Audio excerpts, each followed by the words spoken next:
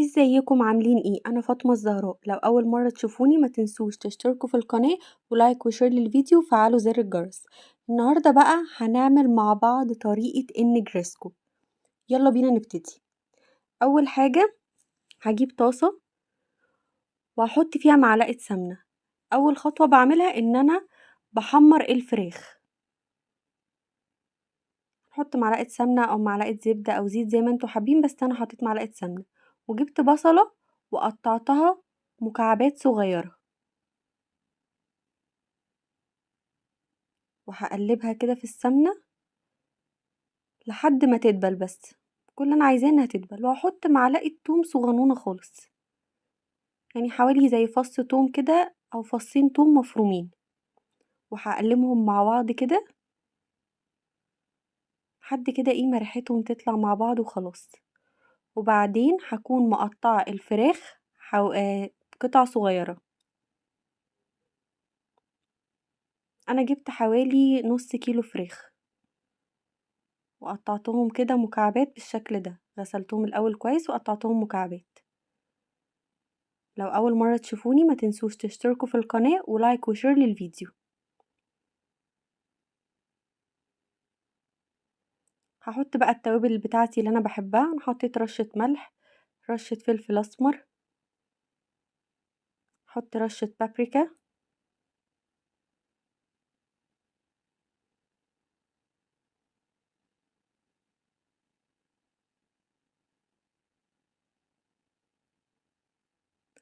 النجريسكو من اكتر الحاجات اللي احنا بنحبها جدا جدا جدا. وحطيت كده رشة قرفة ان انا بحب القرفة جدا، هي اساسا من المكرونات الايطالية. وحطيت كده حاجة بسيطة قوي، يعني ايه، عشان طعمها يبقى شبه اللي بناكلها شوية في المطاعم. حطيت رشة روزماري بسيط. الروزماري مش اساسي يعني، بس انا بحب الروزماري دايما في الاكل. وهبتدي ان انا اقلبها. بصوا شايفين لسه في ميه في الطاسه؟ ما طالما لسه في ميه في الطاسه لسه الفراخ بتنزل ميه، يبقى الفراخ ما استوتش. انا محتاجه ان الميه دي تنشف. هفضل اقلب فيها اقلب فيها لحد ما الميه بتاعتي تنشف والفراخ تستوي. بصوا لسه في ميه ازاي.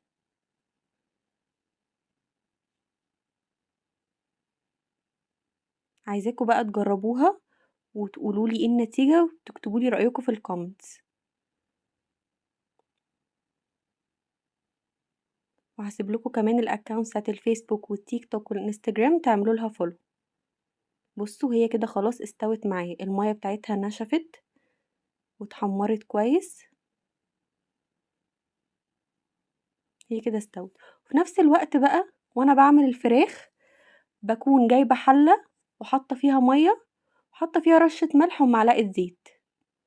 هستنى الميه تغلي، واول ما الميه تغلي هنزل بالمكرونه بتاعتي. انا بستعمل في النجريسكو المكرونه اللي هي شرايط، ده الاساس بتاعها. يعني الايطاليين بيعملوها بكده. لو حابين تستعملوا مكرونه اقلام ممكن تستعملوا مكرونه اقلام يعني، بس انا الصراحه بعملها كده بالمكرونه اللي هي الشرايط.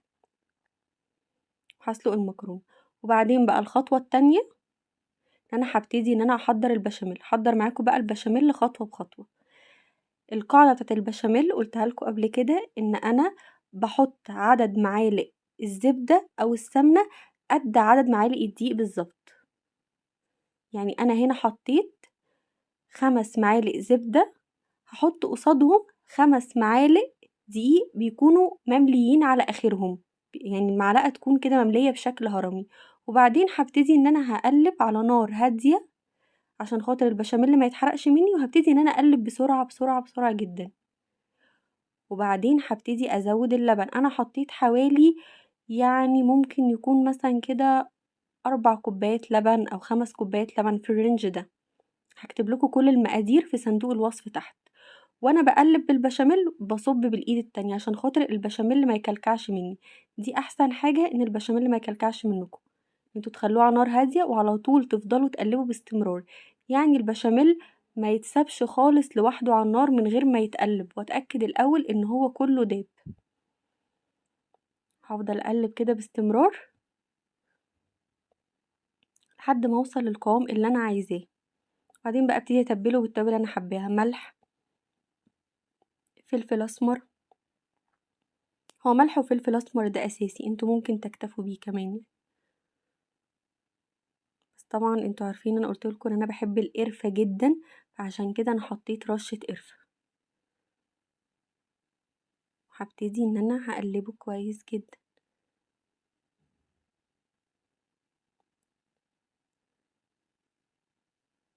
انا الصراحة مش ببقى عايزة قوام البشاميل تقيل قوي، يعني في المتوسط، لان هو لسه اما يتساب على ما احضر بقية الصينية واحضر حاجتي هيبتدي ان هو يتقل. وبحط رشة بابريكا بسيطة.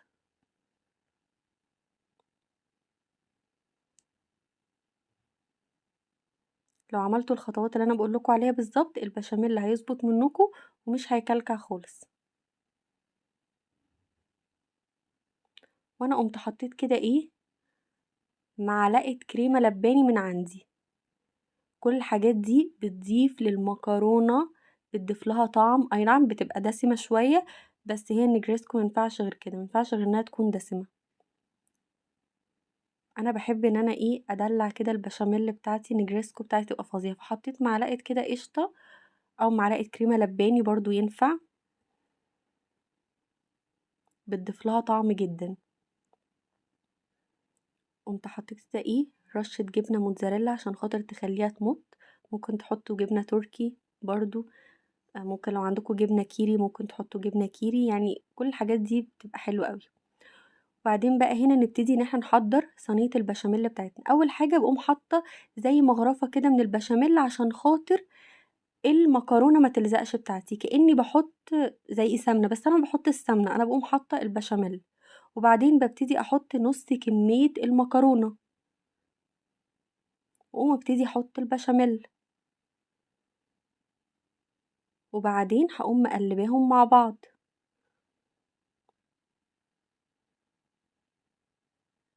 عشان اهم حاجة ابتدي اقلب اقلب اقلب لحد ما البشاميل كله يجي في الطبقة الاولانية من المكرونة.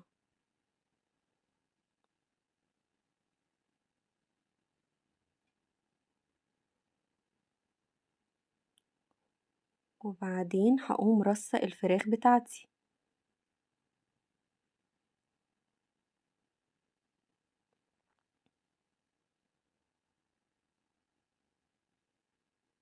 انا استعملت نص كيلو فراخ، واستعملت كيس مكرونة 400 جرام. انا بالنسبة لي الكمية دي والكمية دي كانت متناسقة، تقدروا تستعملوا الكمية اللي انتوا عايزينها.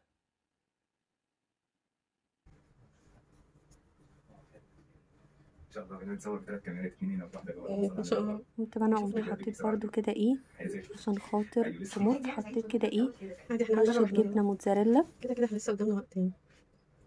انا بالنسبة لي بحب الجبنات جدا جدا جدا.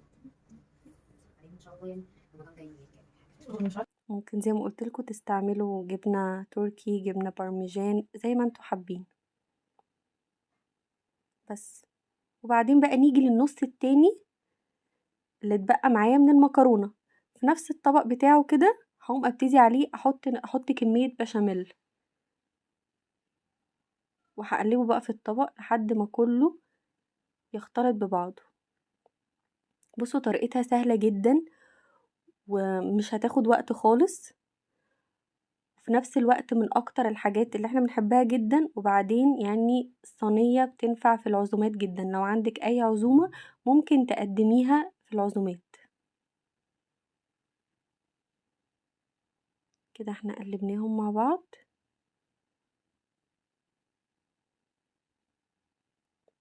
بس كده اقوم بقى حاطة الطبقة التانية. والوقت بقى اللي انا اكون بجهز فيه الصينية ده، انا بكون مسخنة الفرن فيه على اعلى درجة حرارة، الرف اللي في النص. انا بحط الصينية في الرف اللي في النص.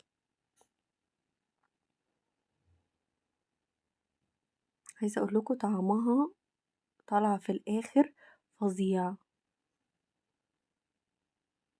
بجد لازم تجربوها. بس كده. وفي نفس الوقت انا بخلصت كمية البشاميل كلها، انا بستعمل نص كمية البشاميل او يعني اكتر من نصها شوية على المكرونة، والجزء الباقي طبعا عشان خاطر الوش. يعني ما استعملش كل البشاميل في المكرونة، بسيب جزء عشان خاطر اهم حاجة الوش يتغطى. ناس كتيرة اساسا المكرونة بتنشف منها بسبب ان هما مش بيغطوها كويس، مش بيغطوا الوش بتاعها كويس. غطيت الوش بتاعي كويس جدا واتأكدت ان مفيش اي حاجة باينة منه من المكرونة، وبعدين قمت اديتها رشة جبنة موتزاريلا كده على الوش.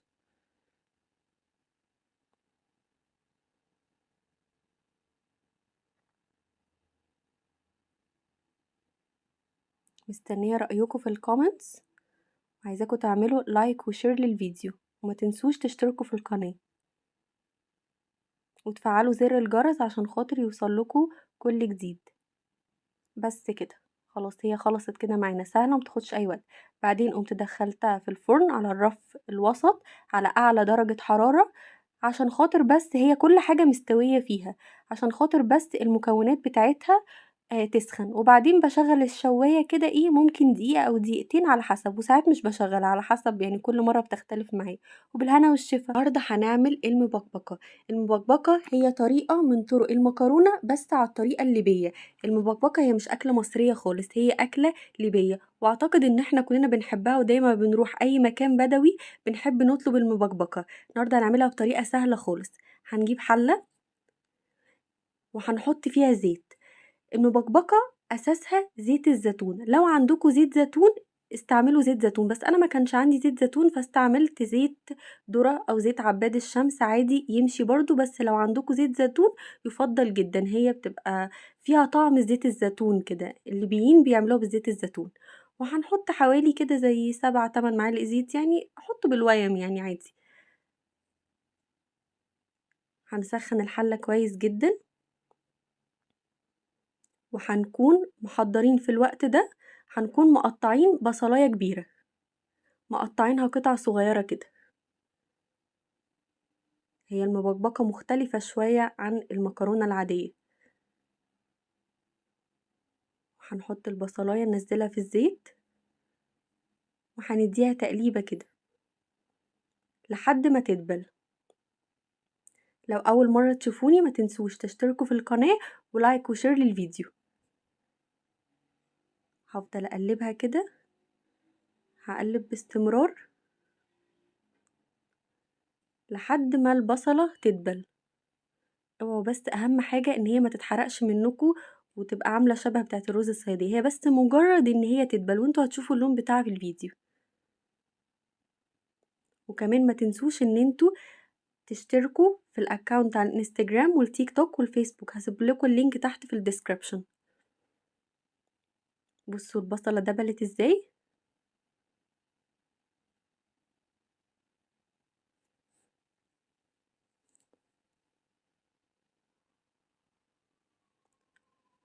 وبعد كده هنزل باللحمة بتاعتي. طبعا تقدروا تستعملوا الكمية اللي انتوا عايزينها، بس انا حطيت كيلو لحمة، وتقدروا تحطوا نوع لحمة اللي انتوا حابينه، تنفع لحمة ضاني، لحمة شمبري، لحمة موزة، زي ما انتوا حابين. انا هنا حطيت لحمة شمبري، اللي انتوا حابينه حطوه براحتكم. المبكبكة بتتعمل باللحمة، هي الاصل بتاعها والاساس بتاعها كده. وبعدين هقوم مديها تقليبة لحد ما لون اللحمة يتغير. اللحمة كده بس مجرد ان هي لونها يتغير تكون اخدت صدمة يعني. وعايزاكم بقى في الوقت ده تكونوا بتسخنوا مية مغلية، بعدين هتشوفوا هنعمل بيها ايه. كده خلاص اللحمة لونها اتغير، مجرد ان لونها بقى بني شوية. وبعدين هحط 5 معالق من صلصة الطماطم. المبكبكة بتحب الصلصة تبقى كتير جدا جدا جدا، يعني هي لازم يبقى فيها صلصة كتير، غير شوية المكرونة العادية ممكن يبقى فيها صلصة كتير ما فيهاش صلصة كتير، على حسب الذوق. بس المبكبكة لازم تبقى صلصة كتير، فأي حد بيحب الصلصة الكتير، أنا عن نفسي بحب الصلصة الكتير جدا، هتحبها جدا. وهنديها تقليبة نبقى موطيين النار عشان خاطر مفيش اي حاجة تتحرق مننا.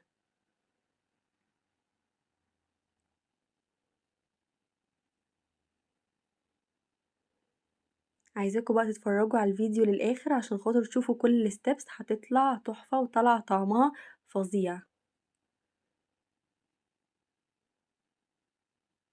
ولو عجبتكم قولولي رأيكم في الكومنتس، وعايزاكم تجربوها. وبعدين قمت حطيت معلقة كركم. المبكبكة بيبقى فيها كركم، فيها توابل مختلفة شوية اللي هي الكركم، وبرضو هديها تقليبة. الكركم كده هيديها لون كده غريب شوية يعني، هيخلي اللون الحمار جاي على اورنج كده. وبعد كده هرش رشة فلفل اسمر.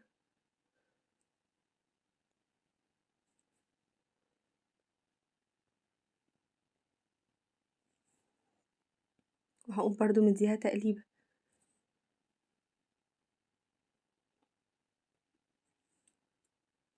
هي طريقتها سهلة خالص ومفيهاش اي حاجة، وطعمها تحفة.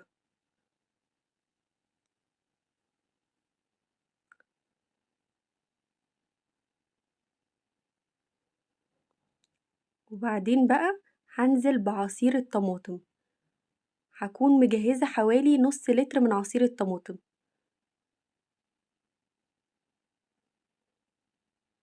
يبقى احنا حطينا صلصة وحطينا كمان عصير طماطم، لان المبكبكة بتحب الصلصة كتير. وهحط معلقة سكر صغيرة. بس كده هي تقريبا خلصت، مفاضلش فيها غير خطوة واحدة بس. بصوا سهلة ازاي، مفيهاش اي حاجة خالص وما اخدتش مني وقت. هي بس الوقت كله اللي هي بتاخده فيها وقت اللي هو بتاع سوى اللحمة، ان طبيعة اللحمة انها بتاخد وقت سوى كتير. وطبعا زي ما قلتلكوا ان انتوا المفروض ان انتوا تكونوا مجهزين المية السخنة المغلية. بس قبل ما احط المية السخنة المغلية هديها كده غلوة بسيطة، هي غلوة واحدة بس. وبعدين بقى اساسي في المبكبكة هو الفلفل. انا طبعا حطيت قرنين فلفل، حطيتهم حامي فتحتهم كده من النص وقمت حطيتهم. لو انتوا مش بتحبوا الحاجة المشطشطة يبقوا تجيبوا قرنين فلفل بس بارد. اساسي الفلفل ما نقدرش نستغنى عنه في المبكبكة، بس انا عشان بحب الحاجة سبايسي وكده فما كانش عندي مشكلة ان انا احط قرنين فلفل حامين يعني. لو ما عندكم مشكلة تحطوا الفلفل البارد.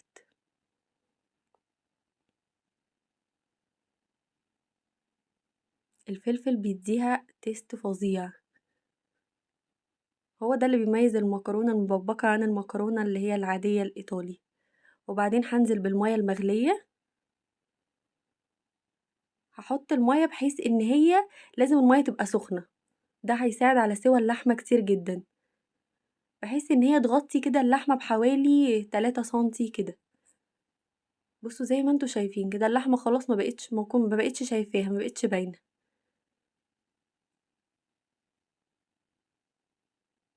بس كده، ونسيب بقى اللحمة بتاعتنا. هديها غلوة، هقفل عليها الغطا وهديها غلوة. وبعدين هقوم موطية عليها.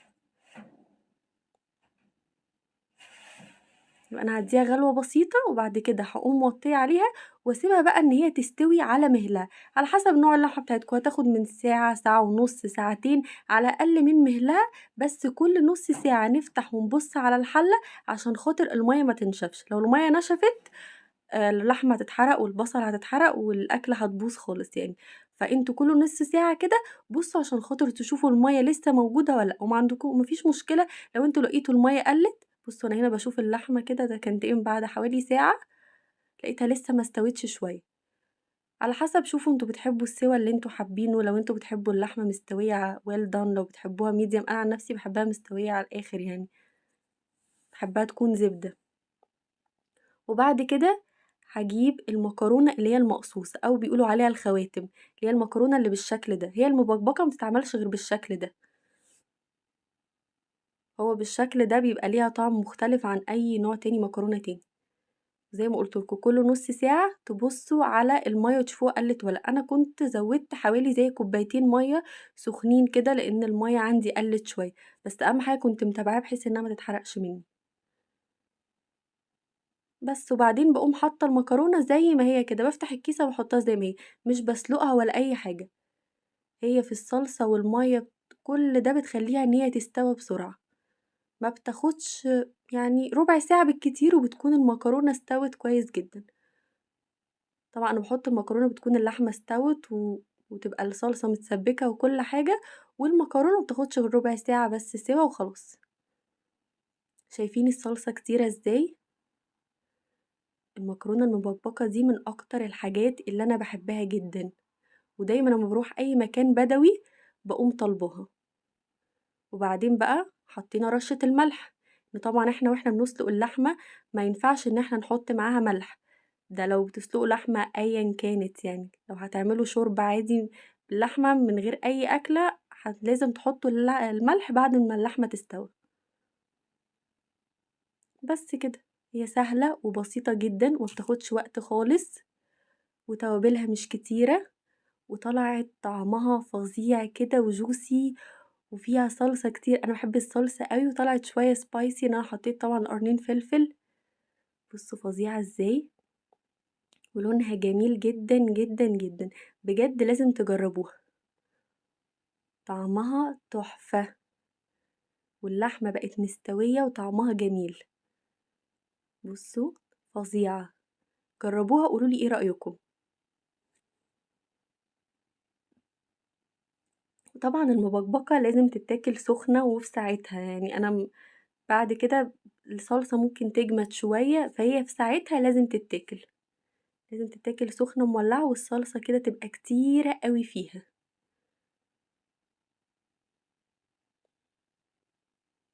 بُصّوا، بُصّوا الصلصة كتيرة إزاي.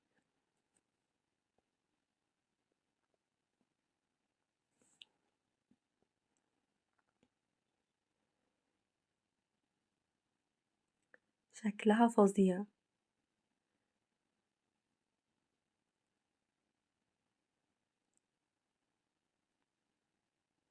وكمان من الحاجات الحلوة جدًا لو عندكم أي عزومة ممكن تقدموها، بتبقى حلوة جدًا.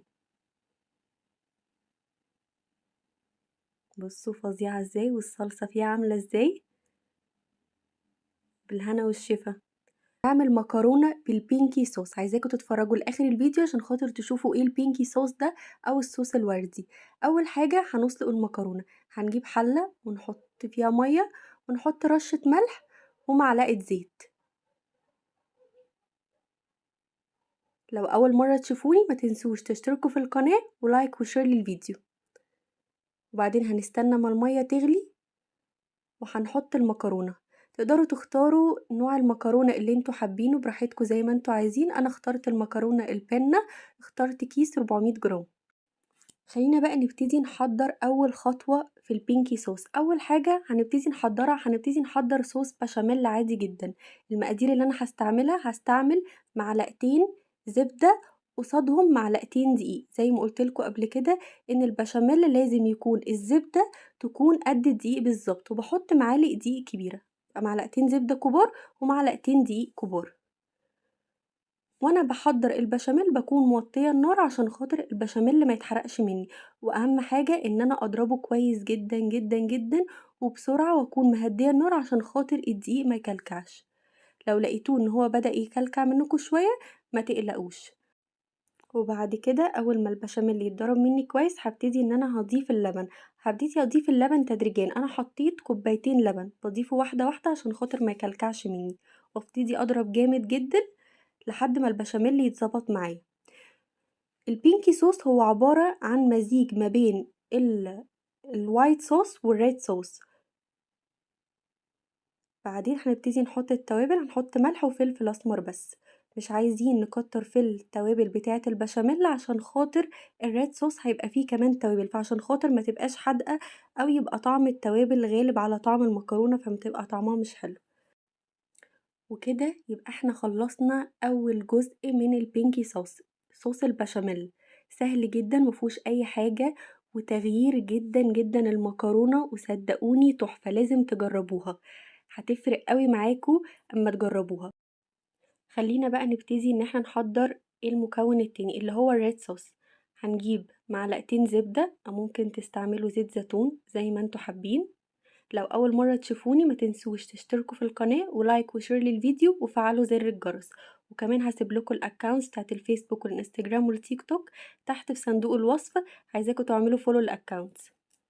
هستنى اما الزبدة تسيح، وهكون مجهزة بصلة مقطعها قطع صغيرة، هنزلها كده وهقلبها، وهستنى لحد ما البصلة تدبل. اقلبها كويس قوي. هسيب لكم كل المقادير تحت في صندوق الوصف. وهحط 3 فصوص توم مفرومين، وهشوح كده التوم مع البصل. عايزه اقول لكم ريحتهم مع بعض تحفه، والطعم في الاخر جنان، بجد مش هتندموا لو جربتوها. هنقلبهم كده مع بعض واستناهم يتبلوا لحد ما ياخدوا اللون اللي انتوا شايفينه ده. وبعد كده هنزل عصير الطماطم، حوالي كوبايتين من عصير الطماطم، كأني بعمل صلصة طماطم عادية جدا لمكرونة بريد صوص.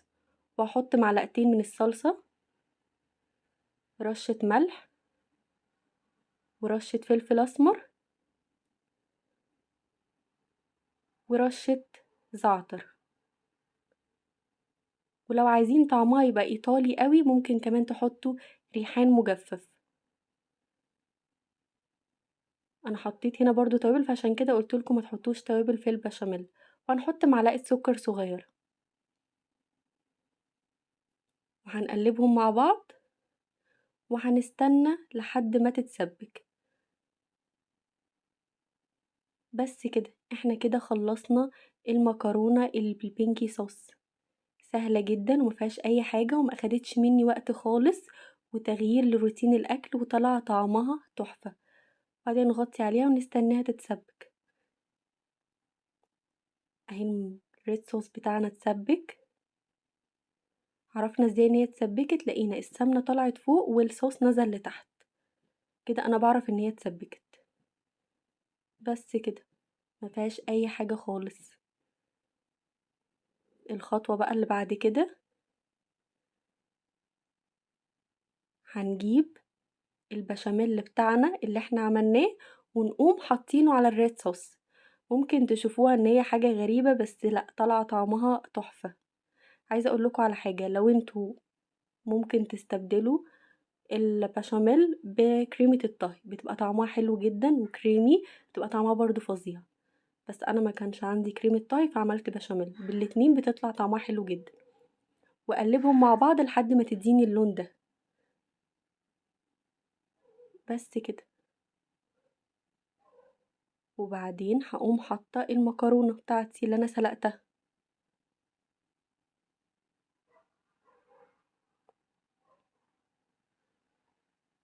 طلع طعمها فظيع، تحفه تحفه تحفه، بجد لازم تجربوها. من ساعه ما جربتها بقيت بعملها كتير جدا.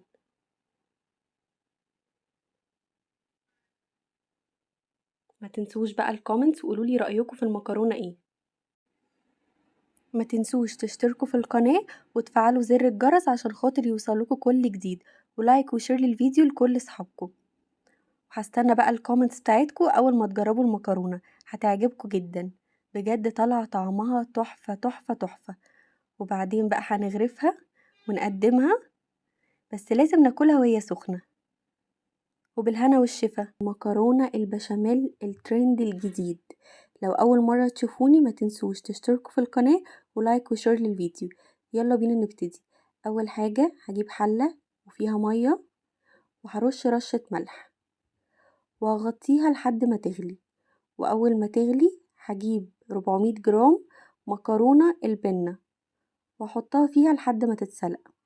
انا ما بقعدش المكرونه كتير على النار، هي 8 دقايق بالكتير قوي وبقوم شايلاها، هي كده بتكون بالنسبه لي اتسلقت.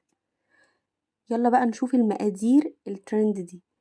هنجيب 300 جرام من الصدوق وفلفل بارد وبصلايه وزيتون. اول حاجة بقى هبتدي هحط معلقة زبدة كده في الطاسة وهخليها تسخن جدا، وهنزل بقى بالصدق كده عشان خاطر يحصل له صدمة وينزل كل المية اللي فيه. وهبتدي كده بقى ان انا اقلبه لحد ما ياخد له تشويحة كده. وهنزل بقى واحدة واحدة بالحاجات اللي انا حطيتها دي. هنزل اول حاجة بالبصلة وهديها برضو كده تقليبة كده مع الصدق وريحتهم عشان خاطر ريحتهم تطلع مع بعض كده. وبعدين نزلت بالفلفل، انا حطيت قرن فلفل بارد، ممكن تحطوا بدلها قرن فلفل كوبي او ممكن تحطوا قرن فلفل حامي، بس انا حطيت قرن فلفل بارد. والزيتون بقى انا هحطه يعني في الاخر خالص اما تكون الحاجات استوت تقريبا كلها. وهحط رشة ملح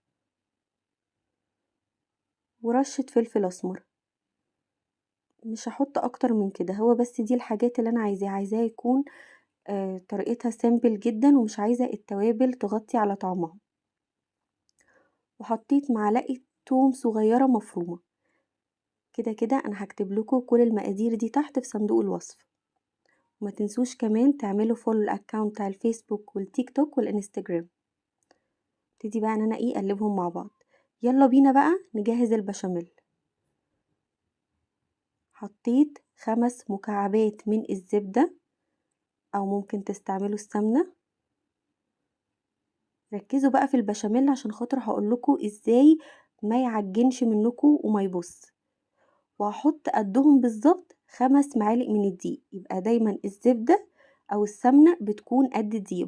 بحط 5 معالق كبيرة، بتبقى المعلقة مليانة على اخرها على شكل هرمي، وبكون موطية النار على اقل درجة حرارة.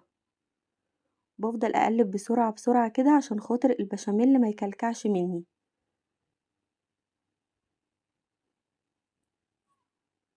لو مشيتوا بالخطوات دي البشاميل مش هيكلكع منكم خالص. ببتدي بقى ان انا افرغ اللبن تدريجيا واحدة واحدة كده، وفي نفس الوقت اكون بالتقليب المستمر. اما تحترفوا شوية في البشاميل هتلاقي نفسكم بتقلبوا بايد وبتصبوا بالايد التانية. انا حطيت 2 كيلو من اللبن. انا الصراحة بحب البشاميل بتاعي يبقى دسم جدا، فاي حاجة بحاول ان انا ازود فيها على قد ما اقدر. وحطيت برضو التوابل بتاعتي، رشة ملح ورشة فلفل اسمر ورشة بابريكا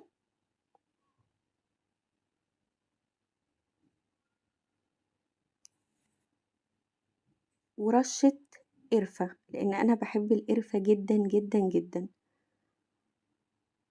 ممكن تكتفوا بالملح والفلفل الاسمر بس انا دي التوابل بتاعت البشاميل بتاعتي. وحطيت مكعب من مرقة اللحمة، وهفضل بقى اقلبهم كده، وكل ده برضو على نار هادية. اهم حاجة بس ان افضل اقلبهم. وحطيت كده ربع كوباية من الجبنة التشيدر، ممكن تحطوا جبنة موتزاريلا، ممكن تحطوا جبنة تركي، ممكن تحطوا جبنة كيري. اللي موجود عندكم دايما من الحاجات الجبنات في التلاجة حاولوا ان انتوا تحطوها، صدقوني هتضيف للبشاميل كتير جدا. ممكن كمان لو عندكم كريمة طبخ ممكن تحطوا ربع كوباية من كريمة الطبخ. وانا هنا حطيت معلقة كبيرة من الكريمة اللباني. ساعات برضو بيبقى عندي قشطة بحط قشطة، يعني بحب ان انا اظبط البشاميل بتاعي على قد ما اقدر. وهو ده بقى القوام اللي انا وصلت له. يلا بينا بقى نجهز الصينية بتاعتي. اول حاجة هجيب مغرفة من البشاميل وهفردها في الصينية دي. بالنسبة لي زي بالظبط كأني حطيت سمنة، فلازم مهم جدا الخطوة دي عشان خاطر المكرونة ما تلزقش في الصينية.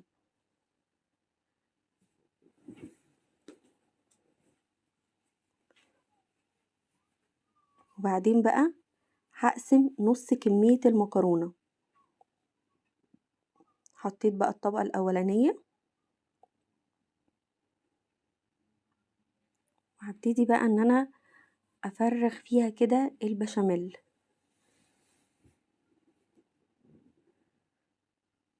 حطيت حوالي مغرفتين، عشان كده قلتلكوا حطوا 2 كيلو من اللبن عشان خاطر كده تبقى جوسي وغرقانة بالصوص. هبتدي ان انا اقلبها كويس جدا مع بعض عشان خاطر البشاميل كله يجي في المكرونة. عايزاكم بقى تجربوها وتقولولي ايه رأيكم في الكومنتس. ولو اول مرة تشوفوني ما تنسوش تشتركوا في القناة ولايك وشير للفيديو.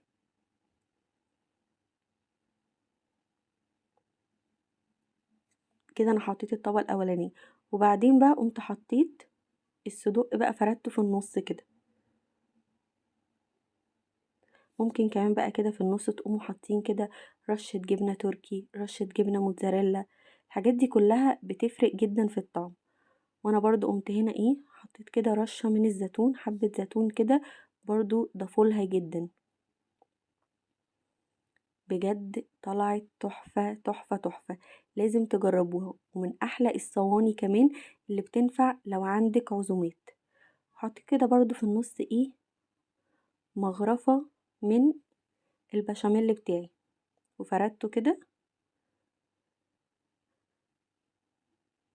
وجبت بقى برضو هنا على باقي كمية المكرونة مغرفتين 3 كده وقلبت بيهم المكرونة المتبقية بتاعتي.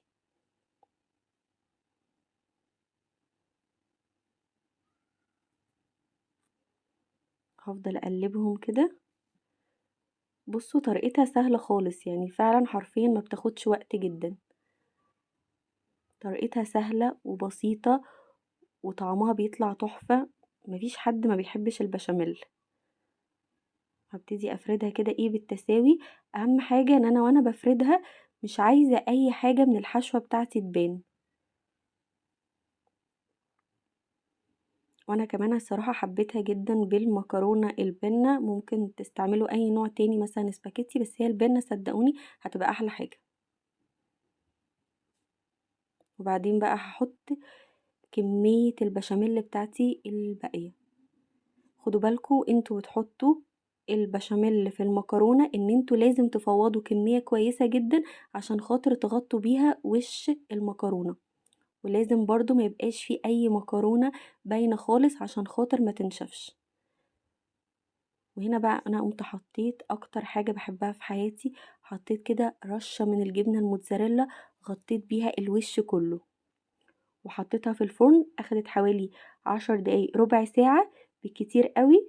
وطفيت عليها وبالهنا والشفا. باي باي.